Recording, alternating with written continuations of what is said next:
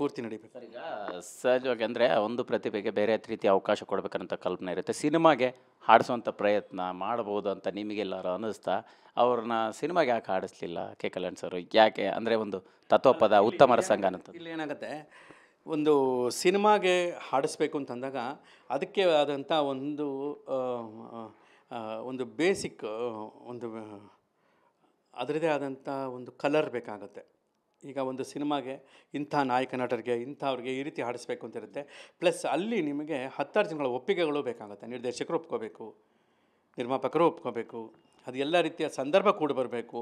Cinema glamorous ಆಗಿರುತ್ತೆ. ನನಗೆ ಏನಾಗಿದೆ ಅಂದರೆ, ಈ ಜಾಗದಲ್ಲಿ ಈ ಥರ ಒಬ್ಬ ಶಿಕ್ಷಾರ್ಹ ವ್ಯಕ್ತಿ, ಶಿಕ್ಷಾಬಂಧಿ, ಖೈದಿ ಇವರು ಬಂದು ಒಂದು ಸಿನಿಮಾದಲ್ಲಿ ಡ್ಯುಯೆಟ್ ಹಾಡಿದ್ರು ಅನ್ನೋದಕ್ಕಿಂತಲೂ ಇಲ್ಲಿದ್ದಿದ್ದು ಸ್ವತಂತ್ರ ಏನು ಅಂದರೆ, ನೀವು ಏನು ಬೇಕಾದರೂ ಮ್ಯೂಸಿಕ್ ಮಾಡ್ಬೋದು, ಏನು ಬೇಕಾದ್ರೂ ಬರಿಬೋದು ಅನ್ನೋ ಸ್ವತಂತ್ರ ಇದ್ದಿದ್ದರಿಂದ ಇವ್ರು ಏನು ಹೇಳಿದ್ರೆ ಚೆನ್ನಾಗಿರುತ್ತೆ ಅನ್ನೋದನ್ನು ಮಾತ್ರ ಮನಸ್ಸಲ್ಲಿ ಇಟ್ಕೊಂಡು ಹಿಂಗೆ ಮಾಡಿದ್ದು.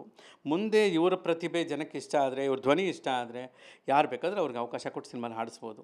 ನನಗಂಥ ಅವಕಾಶ ಸಿಕ್ಕರೆ ನಾನು ಖಂಡಿತ ಹಾಡಿಸ್ತೀನಿ. ಬಟ್ ಈಗ ಈ ವಾತಾವರಣದಲ್ಲಿ ಬೇಕಾಗಿದ್ದು ಅವರೊಬ್ಬ ಒಳ್ಳೆ ಗಾಯಕ ಅನ್ನೋದು ಜಗತ್ತಿಗೆ ಪರಿಚಯ ಆಗಬೇಕಿತ್ತು. ಅದಕ್ಕೆ ಅವ್ರು ವೇದಿಕೆ ಮಾಡಿಕೊಟ್ರು. ಸರ್, ಮತ್ತು ಫೈನಲಿ ಸದ್ಯಕ್ಕೆ ಏನು ಪ್ಲ್ಯಾನ್ಸ್ ಇದೆ, ಹೇಗೆ ನಡೀತಾ ಇದೆ ಸರ್? ಯಾವ್ಯಾವ ಸಿನಿಮಾಗಳಿಗೆ ಕೆಲಸ ಮಾಡ್ತಾಯಿದ್ರಿ? ಈಗ ಬಹುತೇಕ ಹೊಸ ಸಿನಿಮಾಗಳ ಕೆಲಸ ಮಾಡ್ತಿರೋದು, ಬಹುತೇಕ. ಅದರಲ್ಲಿ ಈಗ ಸದ್ಯದಲ್ಲಿ ಜಸ್ಟ್ ಮ್ಯಾರಿಡ್ ಒಂದು ರಿಲೀಸ್ ಆಗುತ್ತೆ ಈಗ ಇಮಿಡಿಯೇಟಾಗಿ. ಮಿಕ್ಕಿದೆಲ್ಲ ಸಂಗೀತ ನಿರ್ದೇಶನ, ಗೀತೆ ರಚನೆ, ಇದರಲ್ಲೇನೋ ಒಂದಷ್ಟು ಎಫರ್ಟ್ಗಳು ಮಾಡಿಕೊಂಡು. ಒಂದೇನೆಂದರೆ, ನನ್ನ ಟೇಬಲು ನೀವು ಗಮನಿಸಿದ್ದೀರಾ, ನನ್ನ ಟೇಬಲ್ ಖಾಲಿ ಇಟ್ಕೊಳ್ಳಲ್ಲ. ಏನಾದರೂ ಒಂದು ವರ್ಕಲ್ಲಿ ಇಟ್ಕೊಂಡಿರ್ತೀನಿ. ಈ ಅವಕಾಶಗಳು ಬರೋದು ಬರದೇ ಇರೋದು ಅದೆಲ್ಲ ನನ್ನ ಡಿಪಾರ್ಟ್ಮೆಂಟ್ ಅಲ್ಲ. ಬಟ್ ಕೆಲಸ ಮಾಡೋದು ಮಾಡದೇ ಇರೋದು ನನ್ನ ಡಿಪಾರ್ಟ್ಮೆಂಟ್ ಆಗುತ್ತೆ, ನನಗೆ ಸೇರುತ್ತೆ. ಸೊ ನಾನು 24 ಗಂಟೆನೂ ಕೂಡ ಆ್ಯಕ್ಟಿವಾಗಿ, ನಾವೇ ಎಷ್ಟೊತ್ತಲ್ಲೆಲ್ಲ ಮಾತಾಡ್ತೀವಿ. ಸೊ ನನಗೆ ಫುಲ್ ಟೈಮ್ ಆಕ್ಯುಪೈಡ್ ಆಗಿರ್ತೀನಿ, ಫುಲ್ ಟೈಮ್ ಕೆಲಸ ಮಾಡ್ತಾಯಿರ್ತೀನಿ, ಆ್ಯಕ್ಟಿವ್ ಆಗಿರ್ತೀನಿ. ಅವಕಾಶಗಳು ಮತ್ತೊಂದು ಮಗದೊಂದರ ಬಗ್ಗೆ ನಾನು ತಲೆನೇ ಕೆಡಿಸ್ಕೊಳ್ಳಲ್ಲ. ಅದು ಬಂತ, ನಾನು ಯುದ್ಧಕಾಲೇ ಶಸ್ತ್ರಾಭ್ಯಾಸ ನನ್ನ ಜೀವನದಲ್ಲಿಲ್ಲ. ಎನಿ ಟೈಮ್ ನಾನು ರೆಡಿ ಕೆಲಸ ಮಾಡ್ತಾಯಿರ್ತೀನಿ. ಬಟ್ ಆ ಕೆಲಸನ ಎಂಜಾಯ್ ಮಾಡ್ತೀನಿ. ಕೆಲಸದಿಂದ ನಾನು ಜನಕ್ಕೆ ಖುಷಿ ಕೊಡೋ ಪ್ರಯತ್ನ ಮಾಡ್ತಾಯಿರ್ತೀನಿ. ಅಷ್ಟೇ ಆ್ಯಕ್ಟಿವ್ ಆಗಿ ಹೋಗ್ತಾಯಿರ್ತೀನಿ. ಸರ್, ಈಗ ಸದ್ಯಕ್ಕಿರುವಂಥ ಕನ್ನಡ ಚಿತ್ರೋದ್ಯಮದ ಪರಿಸ್ಥಿತಿ, ಸೊ ನಿಮ್ಮ ವೃತ್ತಿ ಬದುಕಲ್ಲಿ ಏನು ಚೇಂಜ್ ಮಾಡಿದೆ, ಏನು ಚಾಲೆಂಜನ್ನು ಕೊಡ್ತಾ ಇದೆ ಅನ್ನೋಂಥದ್ದು ಸರ್? ನಾನು ನನ್ನ 17ನೇ ವಯಸ್ಸಿಗೆ ಚಿತ್ರರಂಗಕ್ಕೆ ಬಂದಿದ್ದು. ನಾನು ಬಂದಾಗಿದ್ದ ವಾತಾವರಣ ಪರಿಸ್ಥಿತಿ ಪ್ರತಿ 3 ವರ್ಷ 4 ವರ್ಷಕ್ಕೊಂದು ಸತಿ ಅದರ ಪೊರೆಗಳೆಲ್ಲ ಕಳಚಿಕೊಂಡು ಬೇರೆ ಬೇರೆ ಮಜಲುಗಳಲ್ಲಿ ತೆರ್ಕೋತಾನೆ ಇದೆ. ಅದಾಗ್ತಾನೇ ಇರುತ್ತೆ. ಆಮೇಲೆ ನಾನು ಸ್ಟಡಿ ಮಾಡಿದಾಗ ಚಿತ್ರರಂಗದ ಒಟ್ಟು ಅವಲೋಕನ 75-80 ವರ್ಷ ಹಿಂದಿನಿಂದನೂ ಅದನ್ನು ಓದ್ಕೊಂಡು ಬಂದಾಗ ಎಲ್ಲ ಕಾಲಮಾನಗಳು ಎಲ್ಲವೂ ಪರಿವರ್ತನೆಗಳು, ಬದಲಾವಣೆಗಳು ಆಗ್ತಾನೇ ಇದೆ. ಇದು ಆಗ್ತಾನೇ ಇರುತ್ತೆ. ಬಟ್ ಎಲ್ಲ ಕಾಲಕ್ಕೂ ನಾವು ಸಲ್ಲಬೇಕು ಅಂದರೆ ಒಂದೇ ಒಂದು, ನಾವು ನಮ್ಮ ಕೆಲಸವನ್ನು ತುಂಬ ನಿಷ್ಠೆ, ಪ್ರಾಮಾಣಿಕತೆಯಿಂದ, ಪ್ರೀತಿಯಿಂದ ಮಾಡಬೇಕು. ಆವಾಗ ನಾವು ಎಲ್ಲ ಕಾಲಕ್ಕೂ ಸಲ್ತೀವಿ. ಇಲ್ಲಾಂದರೆ ಬಂದು 3 ವರ್ಷಕ್ಕೆ ಮಾಯ ಆಗಿಬಿಡ್ತೀವಿ, 2 ವರ್ಷದಲ್ಲಿ ಮಾಯ ಆಗಿಬಿಡ್ತೀವಿ.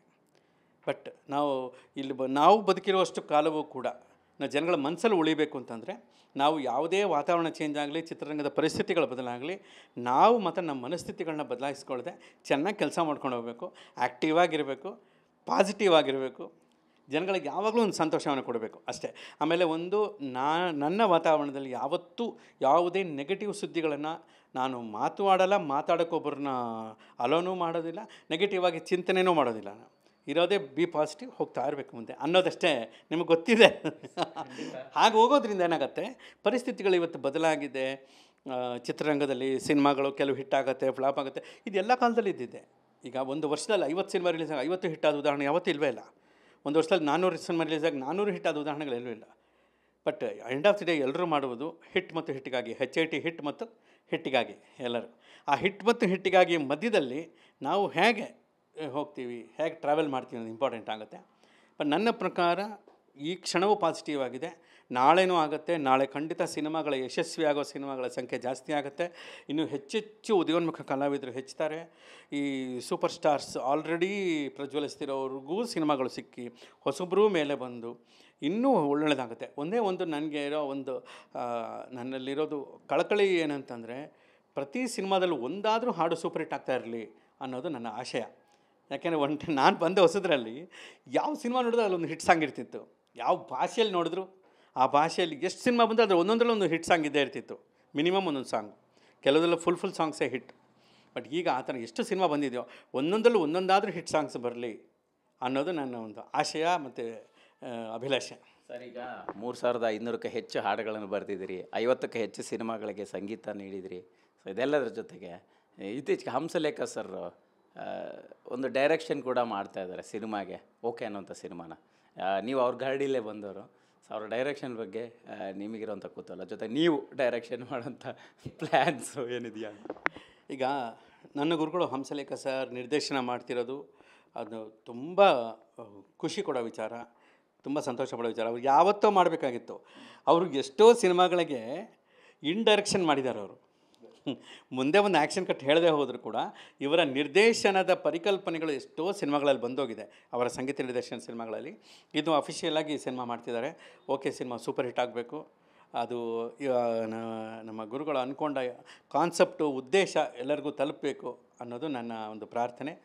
ಜೊತೆಗೆ ಇನ್ನು ನಂದು ನೋಡೋಣ, ಅದು ಕಾಲ ನಿರ್ಧರಿಸುತ್ತೆ. ಈಗ ಸದ್ಯಕ್ಕಂತೂ ನನಗೆ ಒಂದು ಸುಮಾರು ಕೆಲಸಗಳಲ್ಲಿ ತೊಡಗಿಸ್ಕೋತಾ ಇದ್ದೀನಿ, ಸುಮಾರು ಒಂದು ಆ್ಯಕ್ಟಿವಿಟೀಸ್ ಇದೆ. ಹಾಗಾಗಿ ಯಾವ ಟೈಮ್ ನಮ್ಮನ್ನು ಕರ್ಕೊಂಡೋಗುತ್ತೆ ಅಂತ ನೋಡೋಣ. ಬಟ್ ಗೋ ವಿತ್ ಫ್ಲೋ ಅಂತ. Thank you sir. Thank you, ನಮಸ್ಕಾರ. ಸರ್, ಇದಿಷ್ಟು ಕೆ ಕಲ್ಯಾಣ್ ಅವರ ಮಾತಾಗಿರ್ತಕ್ಕಂಥದ್ದು. ಅಂದರೆ ಸಾಕಷ್ಟು ವಿಚಾರಗಳನ್ನು ಹಂಚ್ಕೊಂಡ್ರು. ಜೊತೆಗೆ ಸದ್ಯಕ್ಕೆ ಕೈದಿಯೊಬ್ಬರಿಂದ ಹಾಡು ಹಾಡಿಸಿರ್ತಕ್ಕಂತಹ ಘಟನೆ ಹೆಂಗಾಯಿತು, ಸನ್ನಿವೇಶ ಹೆಂಗಿತ್ತು ಅನ್ನೋದ್ರ ಬಗ್ಗೆ TV9 ಜೊತೆ ಮಾತನಾಡಿರ್ತಕ್ಕಂಥದ್ದು. ಕ್ಯಾಮ್ರಾ ಪರ್ಸನ್ ವಾಲಿ ಜೊತೆ ಮಾಲ್ತೇಶ್ ಜಗ್ಗೀನ್, TV9 ಬೆಂಗಳೂರು.